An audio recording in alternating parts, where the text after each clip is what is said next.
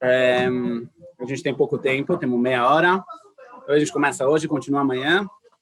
Antes da gente começar, eu vou deixar aqui o meu protesto, de que eu sei que as pessoas reclamam que eu falo muito longo, mas para estudar a Torá, é uma laçota. Não dá para aprender a Torá de verdade em filme de TikTok. É longo, mas tudo bem, vamos lá. O que a gente vai estudar, a história de Rabi Shimon Bar Yochai, que todo mundo conhece, como ele falou mal dos romanos, depois ele teve que fugir, ele foi parar na Meará, foi parar na caverna, e da caverna ele saiu da caverna, ele voltou para a caverna, todos os detalhes, não vamos entrar agora. Ela aparece em Masechet Rosh Hashanah, não Rosh Hashanah, Masechet Shabbat, na página Daf, se tivesse que chutar um Daf, em qual Daf apareceria a história de Rabi Shimon Bar Yochai? Lamed Gimel, Daf Lamed Gimel, Lag. No Daf 33 de Masechet Shabbat aparece a história de Rabi Shimon Bar Yochai. Lá a Gemara conta muito por extenso tudo o que aconteceu com ele, como ele foi perseguido e tudo que ele todo o acontecimento que na verdade a gente comemora em Lag Baomer. Rav Kook tem sobre essa Gemara, a explicação dele no Enayah. Enayah é um livro do Rav Kook, para quem ainda não sabe. Enayah é um livro do Rav Kook que trata das partes de Agadetot. As partes de Agadot, não de Alachá, da Gemara, que contam mais as histórias, do lado um pouco mais profundo da Torá. E ele explica a Gemara muitas vezes as mensagens que estão por detrás da Gemara, mesmo que não são necessariamente o pshat, que realmente a Gemara veio te trazer como no primeiro plano, mas isso também está incluso nas palavras de Hazar. Então, obviamente, a gente não vai conseguir estudar toda a Sugiyá. Toda a Sugiyá ela é muito longa, ela é muito extensa, mas eu trouxe aqui pelo menos uma parte para quem quiser acompanhar. Talvez eu até estou pensando, vou botar na tela. Agora está na tela para quem quiser acompanhar com a gente. Subir aqui. Muito bom. Vamos botar. A Gemara conta que a história de Rabi Shimon Bar Yochai, ela começa quando o Beit HaMikdash ele foi destruído. O centro da Torá, que até hoje estava em Jerusalém, ele é transferido para Yavne. Em Yavne, na verdade, em outros lugares a Gemara fala que algumas vezes a gente entrou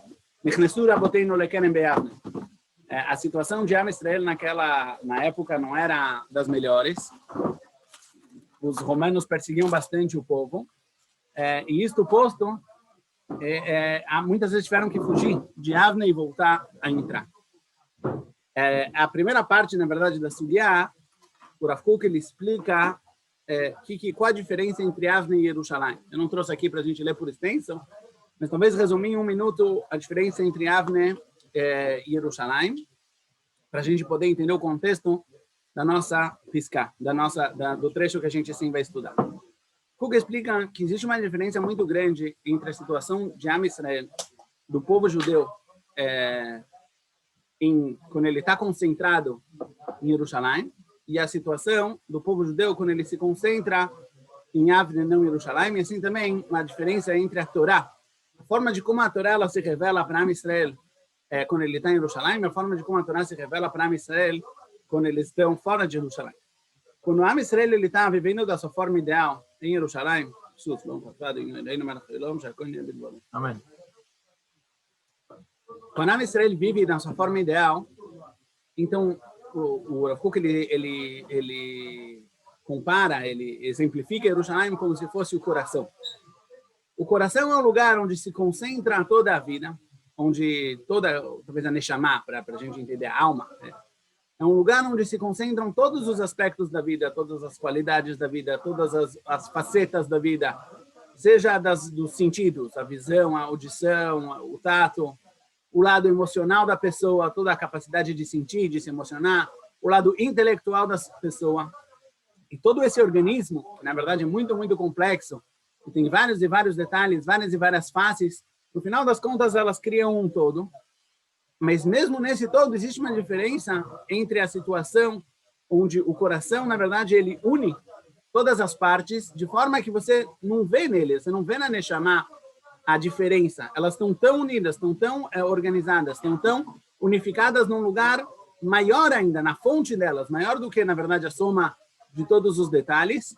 E a partir dessa fonte, a partir desse coração, ele dá vida a todos os lados do povo. Isso é o que acontece em Jerusalém.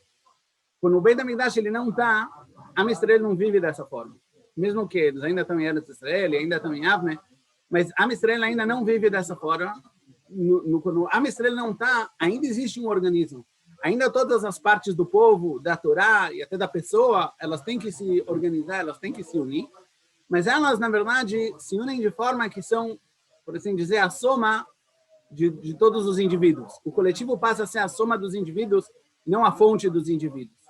É um conceito um pouco complexo, mas de forma geral, cada força, cada aspecto da Torá, por exemplo, que a gente vai estudar aqui, ele ganha muito mais ênfase, ele ganha muito mais espaço, e ele não a organização orgânica das coisas, a ligação entre eles já não é mais tão unificada como era no tempo de Jerusalém. Pareceria como se a diferença de como Yehudim estamos unidos dentro do Beit Knesset com Ben Midrash ou fora.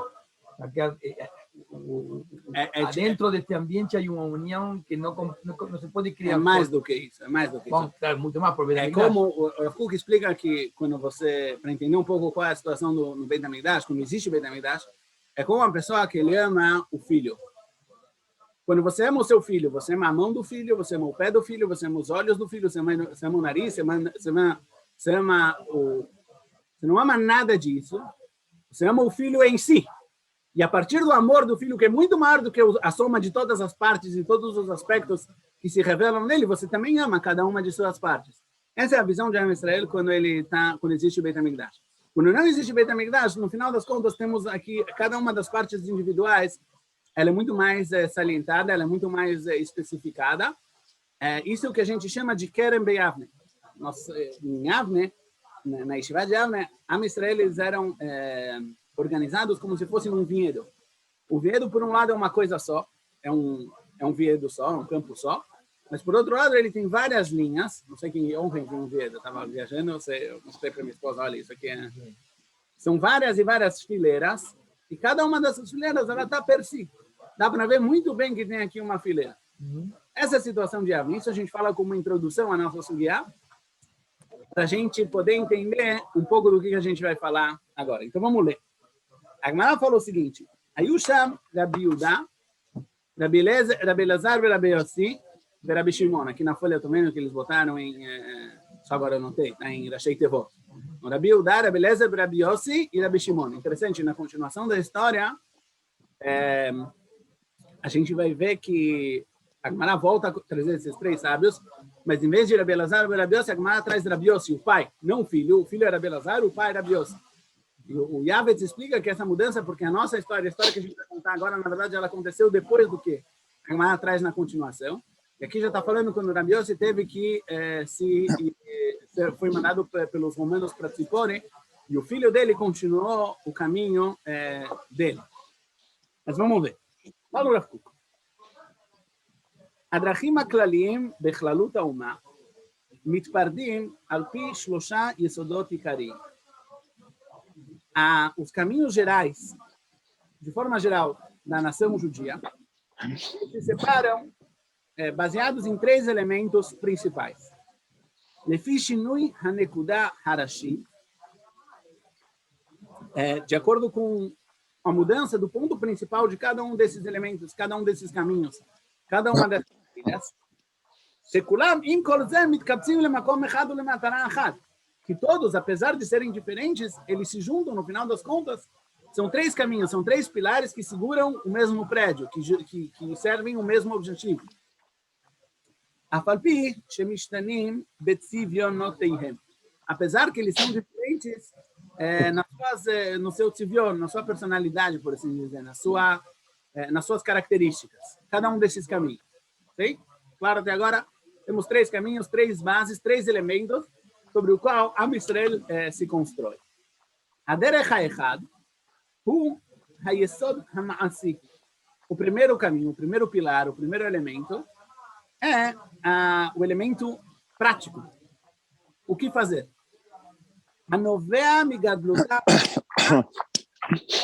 brura umechuveret.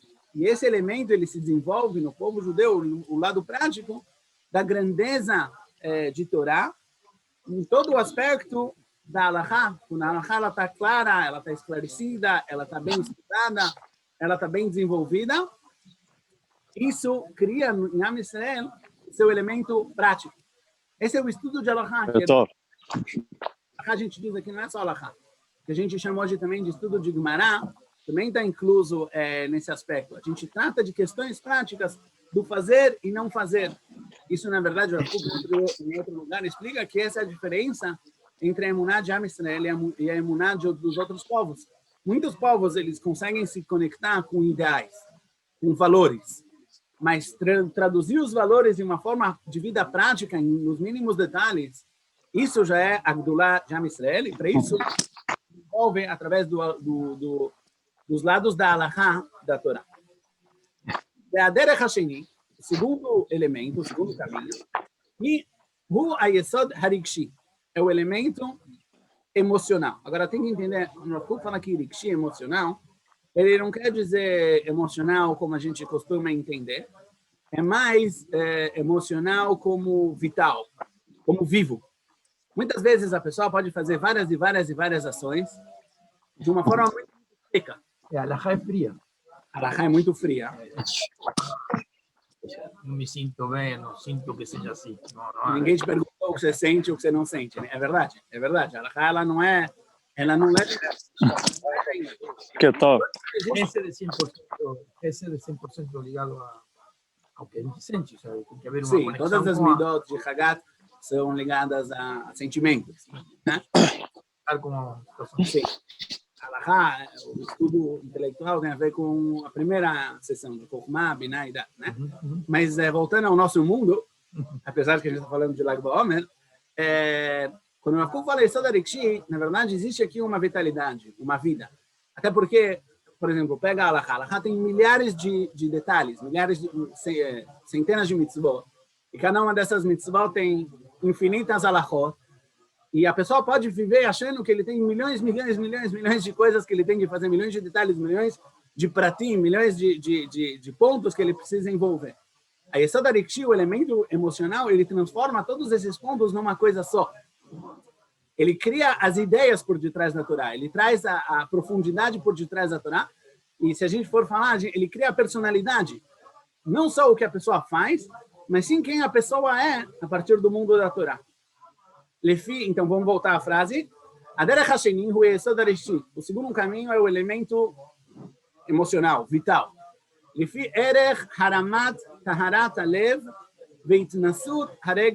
acordo com o valor da capacidade de elevar a pureza do coração e também elevar e saber itnasut, não é elevar, que nem a gente às vezes entende espiritualmente, itnasut é quando uma pessoa, sabe quando uma pessoa sente que ela está flutuando? Isso é itnasut. Quando itnasut aregeshatov, quando o sentimento bom, ele consegue se levantar, ele consegue se erguer, ele consegue estar sobre toda a vida e controlar toda a vida. A base desse aspecto da vida de Am Israel, o aspecto emocional, por assim dizer, a Agadá, é o lado de Agadá da Torá. Não o lado de Halachá, é o lado que conta as histórias que a Torá conta, as lições morais que são trazidas no Shas, e nos livros de Mussar, nos livros de Emuná. Sheino Adá lekdushat haregesh shebalev in kol seifá. A Agadá, esse lado da Torá, que é o lado mais um pouco mais profundo, é o lado que conta as histórias.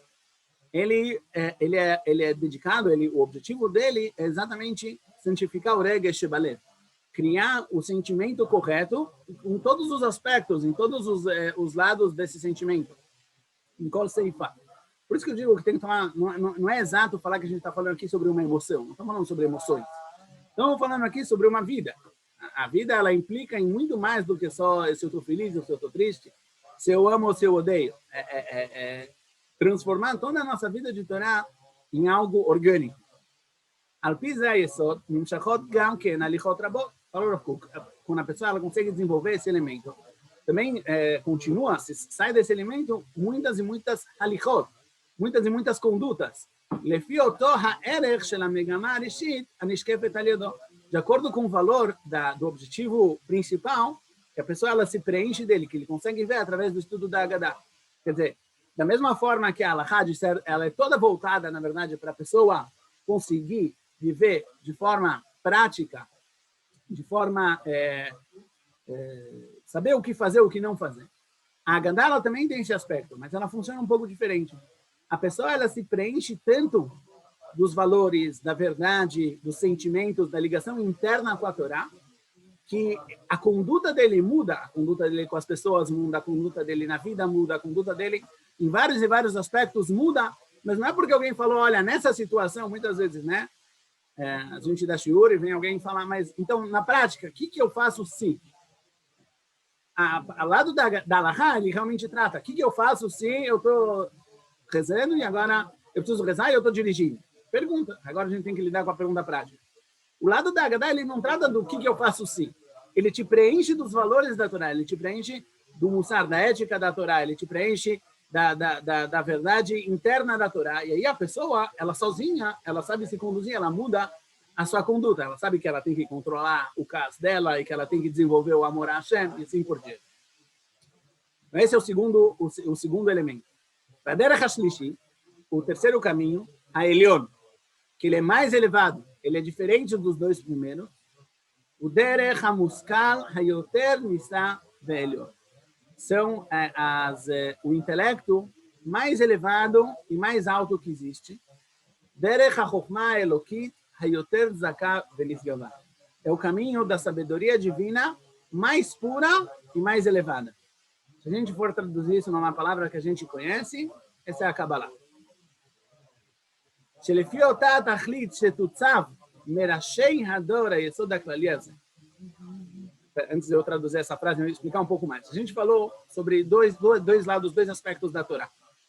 O primeiro aspecto da Torá é o aspecto prático, e o segundo aspecto da Torá é o aspecto, por assim dizer, emocional, o aspecto vivo, que é o lado que um fala sobre a Halachá e outro fala sobre a Haggadah.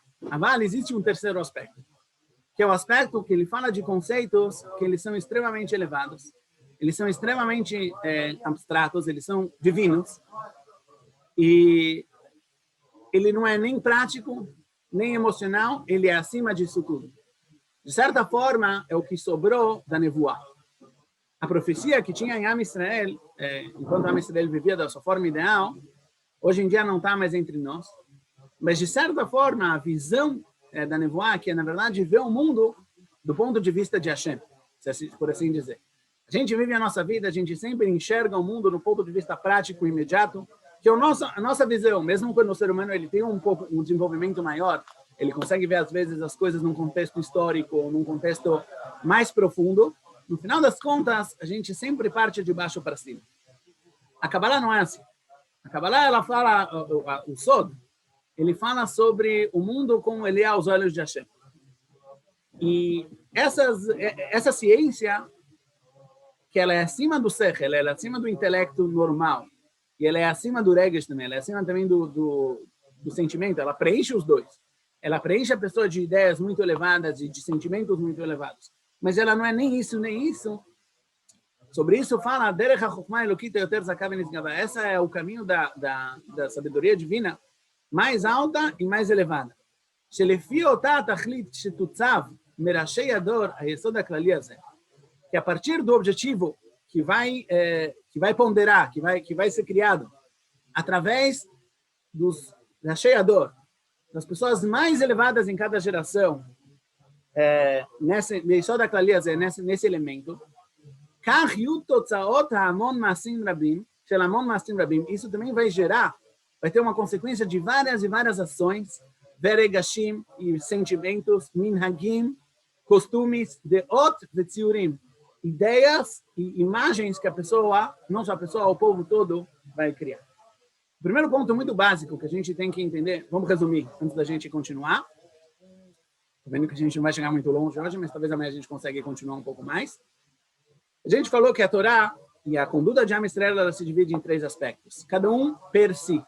Cada um ele tem que ser per si. É proibido misturar esses 3 aspectos. É verdade que os 3 aspectos, no final das contas, eles vêm criar um todo, eles servem o mesmo objetivo. Mas Chas v'Shalom, tentar misturar entre eles. É igual uma pessoa que tenta misturar o intelecto dele com as emoções dele. Isso é pensar emocionalmente ou sentir intelectualmente. Isso não tem como dar certo. Com certeza vai dar errado. Assim também, a pessoa, Am Yisrael é composto desses 3 pilares. O pilar da Halachá, que é o pilar prático, o pilar da Agadá, que é o pilar vital dos sentimentos, e o pilar da Kabbalah, que é o pilar da Chokhmah Elokit, da sabedoria divina que existe, e ele é destinado somente da Sheyador, para as pessoas mais elevadas da geração. Vamos começar a ler, vamos pular lá para o próximo trecho, depois a gente volta. Porque o Rav Kook, em outro lugar, em Arot HaKodesh, ele explica um pouco esse lado do Sod, e como ele, na verdade, não é algo público. Muitas vezes as pessoas acham, sim, conhecem o jargão, mistar em niglé, né? O oculto e o revelado. E Hassidut fala-se bastante que existe o lado niglé da Torá, o lado mais aberto, existe o lado nistar. Então a gente tem que se perguntar, por que o lado nistar, o lado oculto da Torá é chamado de nistar? Por que ele é oculto? De uma forma superficial, a gente pode entender, ele é oculto, porque ninguém sabe. Já que as pessoas não sabem, não conhecem ele, é uma questão técnica, na verdade, né? Tem pessoas ainda mais mal intencionadas. Também porque o ser humano também é limitado e a busca desse lado oculto pode causar um dano, ou seja, tem que chegar... Muito bom, é isso que a gente vai falar agora. O nistar, ele não é, o oculto não é oculto porque ninguém sabe, porque alguém está escondendo, mas na verdade poderia ser de todo mundo. Ser oculto é a sua essência. O nistar não é para todo mundo. Ele não é de todo mundo. Ele é de Rashei Ador. Ele é para as pessoas mais elevadas na geração. Abro parênteses, mesmo depois da Hassidut, isso não muda. Mesmo que a Hassidut, na sua filosofia, ela manguixá, ela torna mais acessível conceitos de Kabbalah, mas no final das contas, mesmo a Hassidut, ela para num certo lugar, ela para num certo limite, e tem um limite maior que lá não é para qualquer um. As coisas são mistarim be'etzem. A Kabbalah, ela é oculta na sua essência. Muito pelo contrário, a pessoa que tenta revelar a Kabbalah, ele não vai encontrar com a Kabbalah. Porque ele não encontrou o nistar, ele não encontrou o oculto. Tem um lugar, não é o que a gente vai ler, acho que não sei se a gente vai conseguir ler isso hoje, talvez a gente leia essa parte que eu agora amanhã, mas tem um lugar que o Rav Kook fala que aliás, não é só o Rav Kook, isso aparece em várias fontes, que a Kabbalah não é uma ciência que ela pode ser transmitida. Não tem como transmitir. Por exemplo, pega a teoria da relatividade de Einstein. Einstein, para pensar na teoria da relatividade dele, teve que ser Einstein. Ele tinha que ser uma pessoa extremamente desenvolvida, uma pessoa extremamente elevada intelectualmente, por assim dizer. Mas depois que ele chegou na conclusão que ele chegou, ele escreve E igual mc ao quadrado. Isso ele passa em 5 minutos o que ele passou, não sei 5, sem um semestre, digamos. Ele vai ensinar o que ele passou uma vida aprendendo. E a pessoa vai entender a teoria da relatividade exatamente como Einstein entendia, se ele for suficientemente capaz. Não é que vai existir uma diferença. A gente fala de nistar, mesmo quando as pessoas estudam ou ensinam nistar, eu só dou a senha, eu só falo as palavras. E toda essa chokhmah, toda essa sabedoria, ela nasce no coração da pessoa. A Gemara fala que Maaseh Merkavah, que na verdade é a base a profecia de Yehezkel e de Yeshayahu, que falam sobre a Merkavah Elioná, a carruagem divina, que na verdade é a base de toda a Kabbalah. Maaseh Merkavah só se ensina para uma pessoa, Chacham Mevin Midato, que ele é inteligente, ele é Chacham, ele é sábio e ele também consegue entender sozinho. Quer dizer, mesmo depois que o Rav abre as portas para essa ciência, no final das contas isso é algo que tem que nascer como a gente vai ver, o Rav Kook fala, não existem palavras. As palavras não são suficientes para poder expressar essa sabedoria. Como que a sabedoria a pessoa adquire, tem o mérito de adquirir, mas está num lugar que não pode reproduzir. Exatamente. E por isso que o Nistar é Nistar. E por isso também que o Nistar não é para todo mundo. O Nistar é para Yechidei Sgulá. O Nistar é para pessoas muito, muito específicas em Am Israel. Porque muitos outros, quando chegarem, eles vão acabar profanando o Nistar. E aí, em vez de trazer o bem para o mundo, eles vão trazer muito mal. Esse é um pouco o segredo da alegria verdadeira que pode alcançar o Yehudi quando adquire isso. Eu tenho que explicar por quê. Sim, tem a ver um pouco com isso. Tal como que uma vez foram fazer um protesto contra missionários. E eles foram falar com uma pessoa que era conhecido como uma pessoa cabalista em Jerusalém, para ele também participar, para ele assinar carta e tal. Eles vieram, ele ainda era Bachur, ele estudava na Yeshiva, ele era um avrech jovem. Eles foram falar com essa pessoa e o cara foi lá, ele olhou, leu a carta, ele levantou, tirou um livro, não sei qual livro que era, falou, não vou assinar. Ele falou, por que você não vai assinar? Porque está escrito aqui que a Klipá não tem a Rizá em Eretz Israel. Os lados das trevas, ou os lados obscuros, não conseguem se manter na terra de Israel. Então não precisa lutar contra a missão. A missão é cristã. Você entendeu? Ele falou, agora eu entendi por que não é todo mundo que tem que estudar Kabbalah. A pessoa que não sabe estudar Kabbalah, muito pelo contrário, ele pega a Kabbalah e ele deturpa, ele não entendeu nada do que está se falando. Conta uma piada, por que os Faradim podem ler Zohar e as Kenazim não podem ler Zohar?